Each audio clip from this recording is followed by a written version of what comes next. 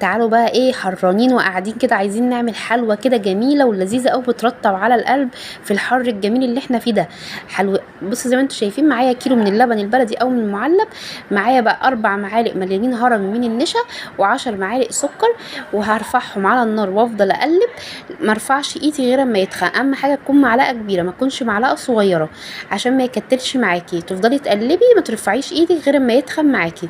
وبعد كده اطباق وتغرفي فيها المهلبيه ديت، وتسيبي نص الطبق كده عشان طبعا تعملي عليه طبقه الجيلي، وتحطيه في التلاجة لمده نص ساعه. ومعانا باكت من الجيلي زي ما انتم شايفين، ونزلت بكوبايه ميه سخنه مغليه وكوبايه ميه ساقعه من الحنفيه، وهقلبهم لحد كده ما يدوبوا كويس جدا جدا، مبقاش فيهم جيلاتين ولا سكر ولا اي حاجه. واحط الجيلي على المهلبيه اللي قعدت نص ساعه في التلاجة، وبعد كده احطها في التلاجة لمده 3 ساعات لما يمسكوا كده ويبقى كده ماسك وحلو. بعد كده كله